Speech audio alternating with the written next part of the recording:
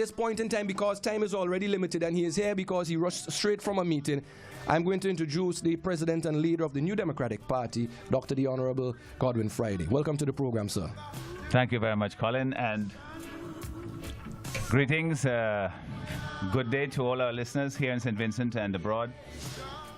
We are indeed in interesting times here in St. Vincent and the Grenadines. And Colin, you have been highlighting some of the current issues that are confronting our country. We have coming up, as you know, the budget process. The estimates are being laid in the House tomorrow. And you could always count on us as the New Democratic Party to represent the interests of the people of this country honestly and diligently. We will be prepared for the debate, and we will make sure that the government is held accountable in that process. There are other issues, Colin, as you know, our petitions are coming up very soon. We had a hearing last week where there were two matters that were raised by our lawyers, two motions that were brought. The judge ruled against us, but it doesn't prevent, the matters from going ahead. We had made those brought those motions. But what is important is that the date that was set by Justice Henry as February 11th for the trial of these petitions, that date is still in place, and so we are going ahead. At the hearing, all of the parties said that they were ready to go ahead, and so we have come now to this point, and we have asked our supporters, the supporters of Exeter and Baptiste, to come out and witness the judicial process and the unfolding of our democratic process. We have been fighting these petitions all through the 3 years that we've been fighting them, because we believe that our electoral process must be in accordance with law. It must be free and fair, and it must be seen to be so. Otherwise, we can't be sure that any government that is elected, especially one with the track record of this ULP government, has the mandate of the people to govern. Right now it does not, because we have the matters in the court still to be determined, and given an 8-7 majority, the decision in favor of Exeter and Baptiste will change the government, because they cannot govern otherwise. One of the things, Colin, that we have been objecting to and been disappointed about is the moving of the court from the regular sitting place down at the courthouse, where upstairs where the parliament is sometimes, to the NIS building, which we had there last week. This is, to our mind, and it's very factual. You can see it when you're there. It's difficult for the public to have proper access. You can have access, yes, but persons, elderly persons, persons with disability, persons who may have some difficulty walking will find it a challenge to go up the stairs because the elevator at the front isn't working. And also, the room isn't very large. The seating, well, the room, is fairly decent size, but the seating, there isn't a lot of seating in that room to accommodate the public. So we've asked, that is the lawyers representing the petitioners, Exeter and Baptiste, have asked for the matter to be put back. And for me, as a political leader of the New Democratic Party, I support that 100%. I believe that the public should have access. This is a matter of great public importance. The public has been very interested in this case as it has progressed, and they've come out and supported in the parliament. They've come out on the streets outside the courthouse by the Parliament building. When it's there, and moving it up to the NIS building affects the accessibility of the public. And I hope that that will be reconsidered, and that the matter will move back to be heard in the courtroom where it normally has been. And so persons who want to come, and the trial will go on for over the course, I think they've scheduled about 2 weeks for it, so it'll go on over the course of several days. Those persons can come and observe the process as it is being played out in the court of law. And then ultimately, the judge will make his decision. Mr. Justice Stanley John, who is a retired Court of Appeal judge from Trinidad, is the judge who now is seized of the matter and who is hearing it. And one of the things we had asked was that there be a judge who would deal with the matter as a matter of, priority. That's the only matter that you would have on his plate. And I believe that is what has been done. So we look forward to that, and we ask our supporters, you've been waiting all this long, come on out. Now is the time. From the February 11th, come out and watch it. It is your right to be there in the courthouse. By law, it should be public so that the public can have access to it. And that is to see that justice is done and that justice is seen to be done. So this is something of great public importance. We are looking forward to it. And we trust, by the grace of God, that this will hasten the process towards elections in St. Vincent and the Grenadines, because that is what the people want. Colin, also, we have, at the Parliament tomorrow, with the petitions, not the petitions, the budget, the estimate, the public service unions and the teachers unions have said that they will come out and they will be picketing outside the Parliament. Now, I've had meetings with the executive of both of these unions. I believe that their cause, and this is the New Democratic Party's position, we have said so in public statements, we have put out press releases after our meetings. That is to say that their cause is just, that the call for them to be a part of a negotiated process, a bargaining process with government, that is something that we support. I believe that the salary increase that the government has legislated again is an insult to the membership, that is to the teachers and to the public servants. 1% for half of the year of 2018, 1.5% for 2019, and 2% for 2020 promised. That does not even keep up with inflation, and I'm sure that the union leadership would have pointed this out to their membership, or their membership would be aware of it. It does not even keep up with the rate of inflation. So if you're giving somebody a 1% increase and the inflation rate is 3%, you're asking them to take a pay cut, because their purchasing power will have been diminished more than their salary would have been increased. And it's not just the salaries that they are dealing with, as you saw from the press release that I put out from the New Democratic Party after our meetings with the unions. There are other issues having to do with working conditions, having to do with promotions and appointments.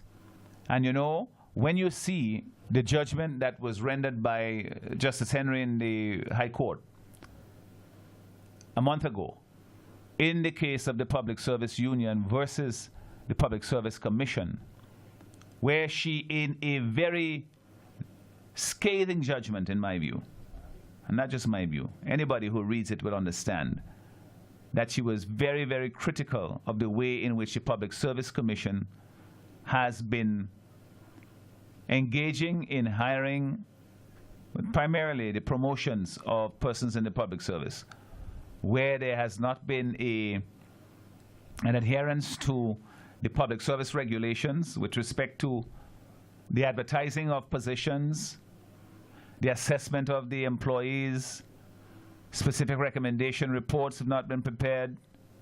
These are things that you ask yourself, if you have not been assessing, you have not been advertising, how do people get to know about positions? How do they get to qualify for an appointment or for a promotion within the public service without these things being in place? And this is not something that somebody is making up.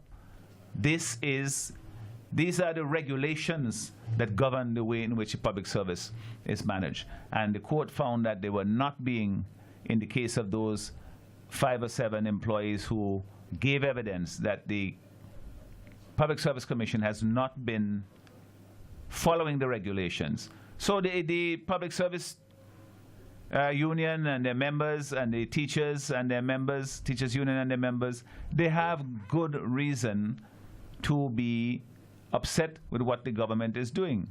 They have good reason to make the demands for them to go back to the bargaining table, that they be dealt with in good faith, that the parties basically come to the table as equals and have a discussion, a negotiation. The last negotiated settlement, you know, of salary increase for public servants in this country was in, and for teachers, in 1999. This is a time when the NDP was in government. And the last collective agreement that the teachers negotiated was back in 2005. And they've been calling, apparently, written to the government at least 3 times to ask to return to the bargaining table, and not so much of a response. I think that kind of high-handed and arrogant attitude says to me that the government is not listening because they feel that essentially they could do whatever they choose to do, because everybody else has to listen to them. That the teachers, the public servants, has no leverage against them. Well, I don't like to see a situation where there is such disrespect of people who have so much to do for the country. Teachers, they teach the next generation of public servants, the next generation of politicians, the next generation of teachers. The public servants, they deliver services to the public. As the judge said in that case with the PSU and the Public Service Commission, when you don't have an adherence to the principles and the procedures and the laws that are governing the promotions, then it seems that though the promotions are being done, they're not being done in a transparent way, and that people who should be considered are not being considered. It affects the morale of the employees in the public service. That has a knock-on effect on the way in which the public service functions. And so it affects all of us ultimately. So we must all have an interest in it to ensure that these things are dealt with effectively. They're not just dismissed because, you know, the Prime Minister and other persons who feel in government that they can essentially get the better of persons who are representing the workers and the union and try to divide them and separate the membership from the leadership of the union and divide and conquer. That sort of strategy is a cynical approach to governance. It is one that says you basically do what you can get away with, not what you believe is right. And so we are going to stand with the unions, the public servants. We are going to stand with the teachers. We have said this before. And we will stand on the side of right and the side of justice and call on the government to respond to the demands that they've made. Of course, we ask for our supporters to come and lend their support. Many of those people who are there are friends and relatives of the teachers. You know, you have friends and relatives who are public servants. You get services from them. Your children go to school and being taught by them. Stand with them because they do have a just cause. Mm-hmm. At the very least, they deserve the respect of having to sit down and negotiate with the government, to treat them as equals when they come to the bargaining table. And we want also to invite the supporters of the New Democratic Party to come out to the Parliament too, to support us in the estimates debate and in the budgetary process. So you have 2 reasons to be there, 2 very, very solid reasons. So come out tomorrow. The picketing starts, the protest starts around 3 o'clock, I'm told. Mm-hmm. And so they would be standing on the side of right, the side of justice, mm-hmm. the side of equalizing the tables, basically, so that those people who are in power, and they do believe they are in power, mm-hmm. they have the power, that they have to listen to the people. And this will only happen if they feel that the public servants and the teachers have broad public support, and I can't see how they will not, because, you know, the government is just simply, by the wave of a hand, say, okay, I'm giving you 1%, without even talking to them. When they know full well that the inflation rate is over 1%, it's true between 2 and 3%, probably higher than that now. And so this is something that we feel very strongly that we must lend our support to it. We cannot just sit idle by, because these are people who are integral to the success of St. Vincent and the Grenadines. A modern functioning public service is critical to the development of our country, and the same with the teachers. Dr. Friday, let me ask you a question. I mean, not because I sit here and I host a New Democratic Party program that I am going to not obviously ask you some of the obvious questions that I think are on the minds of many other Vincentians too as well. There is this, and we can't ignore it, because obviously there are signs of it. This notion of fear in this country under this ULP administration. Now, what is going to happen here is a protest tomorrow, and obviously there are going to be many persons who are going to say, well, there's this air of fear in this country, and many persons might not choose to want to come out tomorrow for that and the fear of possibly being victimized and targeted by this administration. Yes. What do you have to say directly to those persons who they're willing, they're there, the heart is there, the fight is there, the cause is real, it's a just one, but just that fear? Well, here is what I would say. First and foremost, you have our support. Okay? We have your back. And what's more, Colin, courage is standing up for the right thing, even when you're afraid. That's what courage is. If you don't have any fear at all and you go and do something, it doesn't take any courage to do so. Courage is standing up when you know you are doing the right thing, even though you were afraid. And some of the things that may happen, you know, there we have seen some very glaring examples of victimization over the years. Mm-hmm. Even in the public service itself. You hear about the transfers, for example, of Otto Sam from, you know, being a teacher, principal down to Nemo.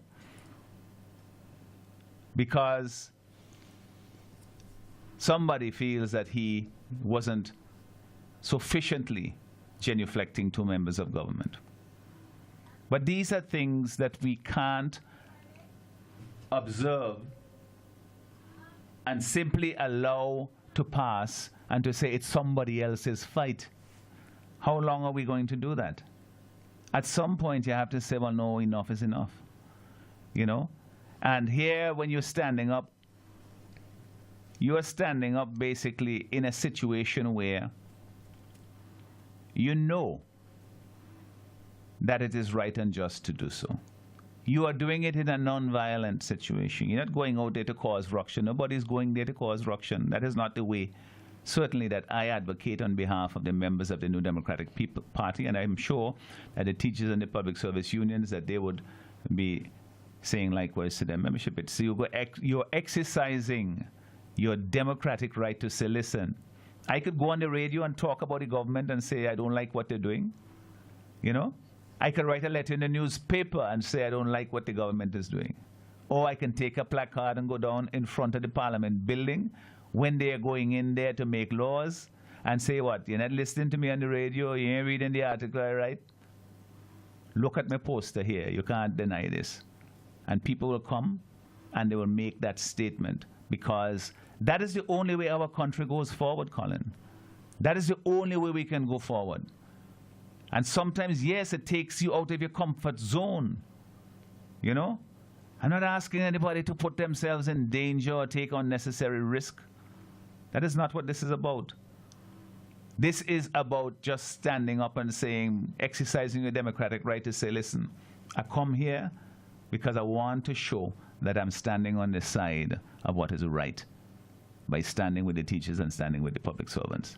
And also standing with the New Democratic Party in the Parliament as we debate the estimates, which we will be holding the government accountable for. This is what people are asked to do.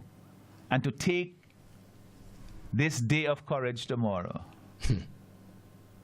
and say, I will come out and stand and do what is right. All over the world, you see people are fighting. Some people put their lives at risk.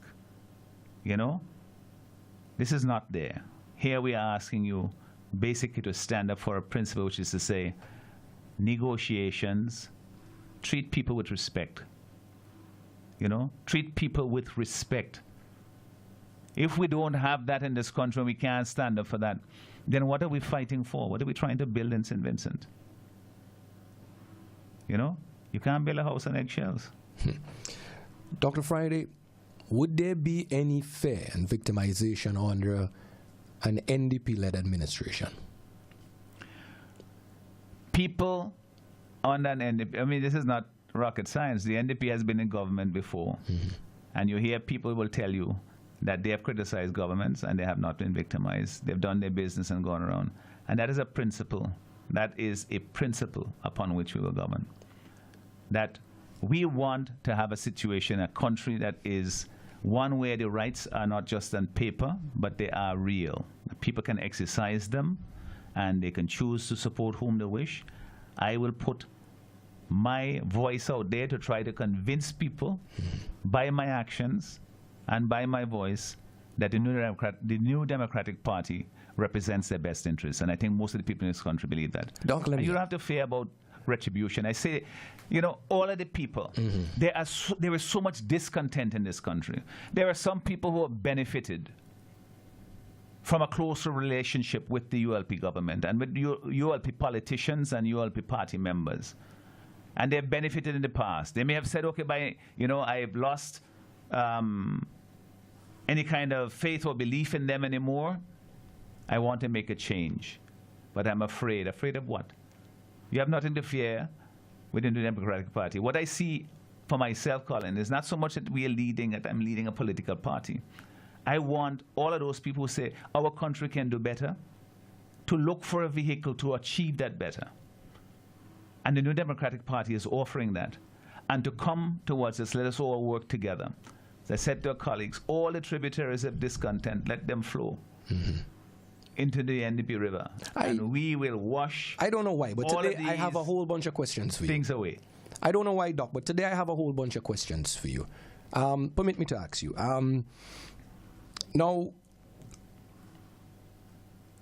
I said a little earlier on in the program before you got here that I would be lying to the public if I come here and sit here and say, look, going forward, even under an NDP administration, is going to be all rosy and wonderful because the NDP is going to have to do a lot of corrective surgery to the damage that has already been done to this country, and it is going to take some time.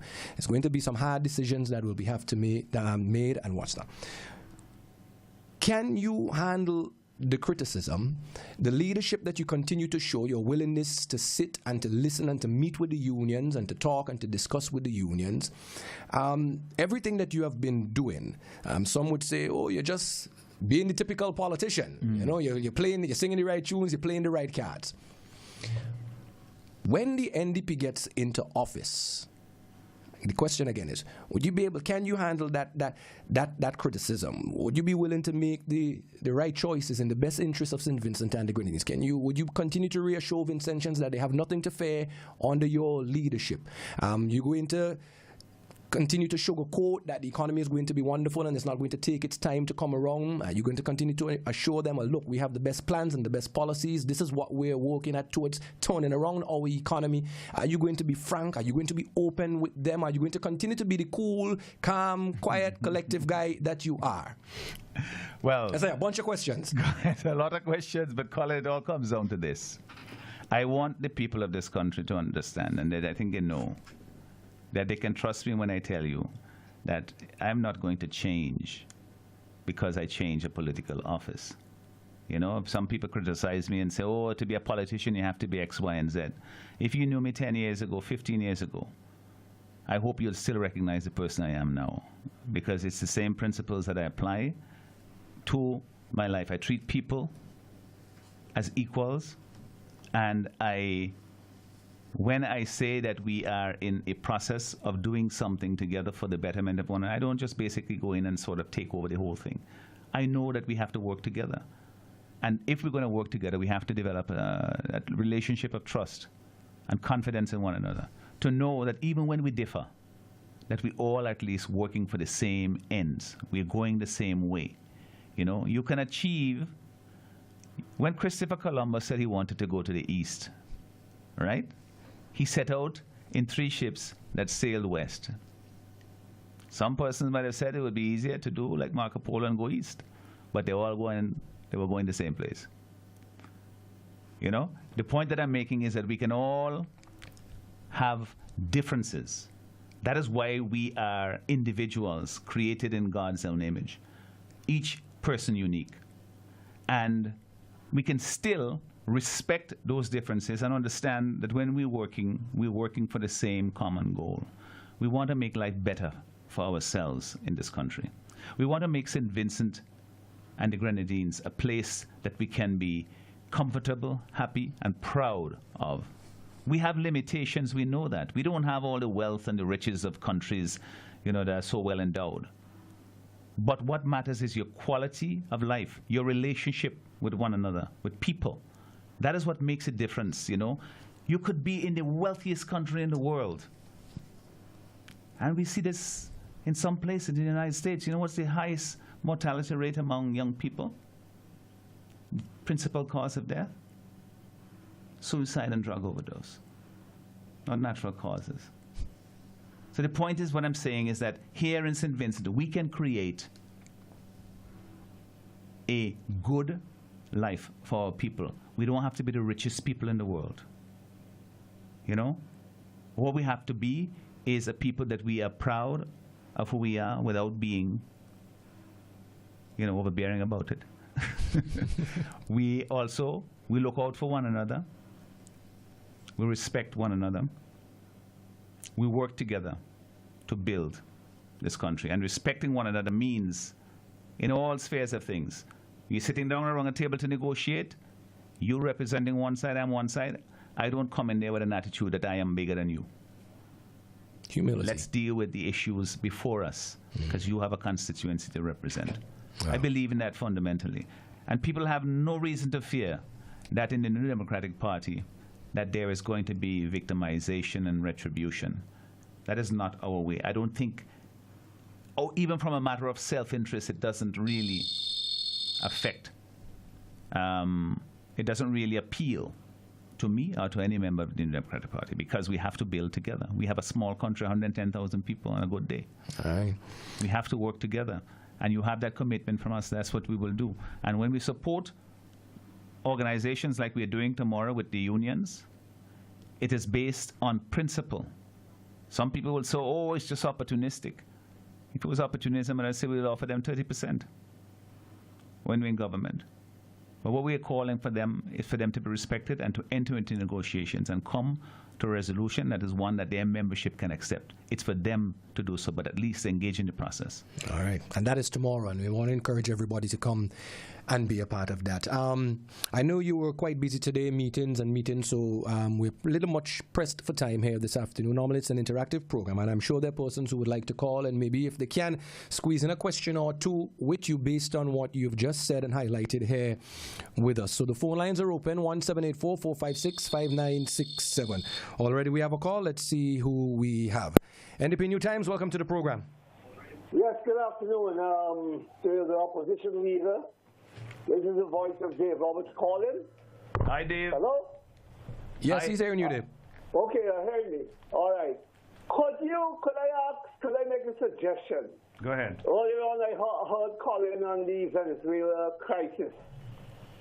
Who have this to say and who, couldn't the NDP use their headquarters or take the lead as the opposition party to have some discussion across the board with who, and bring a better understanding, explanation to our people here? Because let's not fool ourselves. The ULP government has benefited tremendously. I am not aware of how much money they would have been able to get out of Venezuela. Mm-hmm. And this is a serious situation as far as I'm concerned, developing right, Dave, you are absolutely right. And I would hope that we can take the lead. I say we, because I want to be on that path. And let us be transparent to what is going on, because I'm terribly upset with the Venezuela situation. We have Vincentians living there too, I have some people living in Venezuela, and we can't allow certain people to just push things down our throat and so on. I'm totally vexed. So I just beg you if that can happen. Thank you. All right. Thank you. Thank you very much, Dave. Well, the situation in Venezuela is one that has created tremendous concern, not just here in St. Vincent, but worldwide, because it seems to be that it's getting worse by the day, that the crisis is mounting. And we have always said that what we want to see is a peaceful resolution to the matter there, and that there is a return to democratic processes in Venezuela. And this is what we continue to call for. And that will only happen, I believe, if you have fresh elections that are done, that whomever is elected has the legitimacy to come from the support of the people that will allow them to govern. All right, we have a caller. Caller, you there? Yes, please. Yes, welcome. Yeah, Dr. Fry, how you do? Hi, Tiny, I'm fine. Thank God you reached. I went up yesterday, but like Friday, that's when you're coming. No, I wasn't in on Friday. Yeah, so you're coming Friday. I thank God for you. Dr. I was Friday. in the morning, but I had to travel. Yeah, Dr. Friday, I will do after you sick, but I will do it tomorrow. All right, me there. Okay. Give you my... All right. Yeah, so Colin, we are in St. Vincent and the Grenadines. We are very fortunate to have this country. You know, we've had a peaceful history. We have had a history where we have progressed, we have developed to a point where, you know, our people can feel justly proud of our accomplishments. But those things are not taken for granted. They can, you know, be taken away by bad government, by dictatorial government. We have seen it happen in so many places around the world, places that were so promising. And then you have government matters. The government that is in place matters, which is why I feel so committed to this process of bringing change in St. Vincent and the Grenadines, because that is the only thing that will allow us to go forward now. We have reached a point where, you know, Ralph is out of date, he's out of touch with the people. You know, they've been so far so in their ensconced in their political offices behind high walls and security guards and so on, that they couldn't even appreciate the concern that people had about crime and violence in the country. The economic situation now where people are finding it so difficult just to make ends meet, to find a job, young people, and they seem to suggest that somehow they are doing fine, the country is doing fine. Well, some of them might be doing fine, but most of the people are not. They are out of touch with the people. And the only thing that will bring about a resolution of that is to have elections, and we're hoping that the petitions will speed that process up, which they start next month, and that the people of this country will have a chance to make a choice that will take them forward. We are ready and willing for that process, Colin, and we're hoping that that will come soon. So tomorrow, again, I want to reiterate, we support the call of the unions, the public service, and the public servants, and the teachers to bring their case essentially to the Parliament by a picketing at the Parliament tomorrow, and all of our supporters, they would be happy to see you because they want to show that they are that they have broad support publicly, and that is what will bring the government to the table to negotiate with them and to treat them with respect. All right. Unfortunately, ladies and gentlemen, that pretty much brings us to the end of the New Times program today, Doc. I don't know if there is anything else you could possibly want to add to that this afternoon as we. Well, I'll just say this, Colin. St. Vincent, our country is worth fighting for, and you know we have to at some point say that yeah, this is where I will make my stand. This is where I will make a contribution. If there's a little risk, this is where I am prepared to take it. And to exercise, you know, I know the fear that people have felt over the years, and it is, in many instances, it is justified. But courage requires doing the right thing, even when you're afraid. And sometimes, Colin, we are all afraid, and anybody who tells you that they're not, then they are but just the only how to overcome whistling. our fears is to stand up in the point is to act even when you are. So to do the right thing is more important. All right. And I'm asking people to do so tomorrow, and to follow us in the debates in the House of Parliament, and to keep us always in your prayers. Thank you.